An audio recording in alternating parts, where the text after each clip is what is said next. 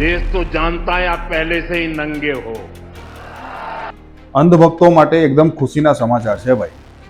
તમારા ગુરુદેવના જે નાના ભાઈ છે ને અનિલ અંબાણી, આ અનિલ અંબાણીએ સ્પેશિયલી જાણે દેવાળીઓ ફૂંકવા માટે કંપનીઓ બનાવી હોય એવા એક સમાચાર હમણાં બહાર આવ્યા છે. હવે હું તમને એ સમાચાર જણાવી દઉં. આ ભાઈએ એક કંપની છે એમની, એમાં 2,983 કરોડ લગભગ અંદાજિત રૂપિયા લોન લીધી હતી. હવે આ લોનનું જે સેટલમેન્ટ છે એ અંધભક્તોના જે ગુરુદેવ છે એ ગુરુદેવે કેટલામાં કર્યું હશે અથવા કરાવડાવ્યું હશે? અંદાજ લગાવી દો.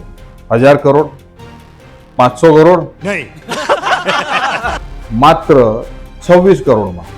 26 કરોડ. હવે તમે વિચારો, 2900 કરોડ રૂપિયાની લોન માત્ર 26 કરોડમાં સેટલમેન્ટ કરાવી આપી અથવા તો કરી નાખ્યું ભારતની સરકારે. નિર્મલા સીતારામન જે માસી છે એમની સરકાર.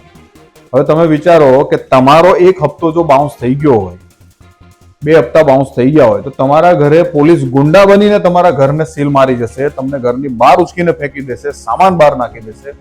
પણ આવા જે મોટા મોટા શેઠિયાઓ છે આ બધાને તો આરામથી 99% ડિસ્કાઉન્ટ મળ્યું છે. 99% લોનમાં સેટલમેન્ટ માફી મળી છે. ये किसको समझा रहे थे भाई?